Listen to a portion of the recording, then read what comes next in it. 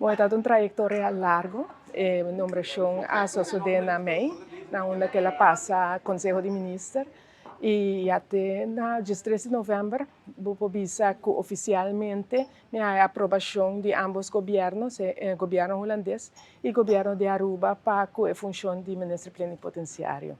Sob paciência, pero ela vai bom. Dia 13 de novembro para o com essa imensa vai merca, vai ver com o processo trabalhando para o Sim, claro, maneira que minha queda clara dia 13 de novembro, você pensa, ok, vamos começar, vamos start, pero agora você tem outra trajetória, você tem a trajetória de landsbesluit, para depois agora me está guardando minha visa, para me por começar a trabalhar na América. E pensei agora, em novembro, me vai algum dia a Washington DC, para assim me topa Jocelyn ainda, ministro plenipotenciário saliente, topei ainda nesse último dia para overdracht, para assim também conhecer o network e agora me tenho back para me quedar claro que o mesmo papel ainda minha família, então para nós start em janeiro. Para o meu projeto e acaba de pensamento aqui que o desejo inicial acaba?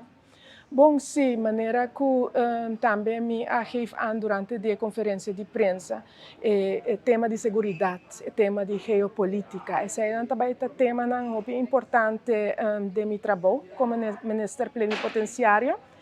Nós temos tratado de pre-clearance, que ainda está de negociação.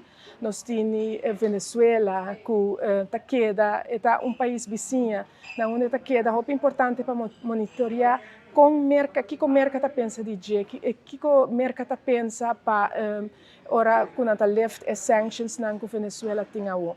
Pero banda de esse também atenção na estudante na arubiano na merca, nós temos 4 estudantes que têm aruba learning na merca, 35 estudantes que têm aruba learning na Canadá. Então, esse é também está importante para que da monitor não, pero para estudante não novo também dando informação sobre o estudo na América e no Canadá. Siguro nós que desejamos a classe éxito, tem função aqui e tem seguinte ano nós podemos ter mais conversação. Mas danke, nós está claro para o reto.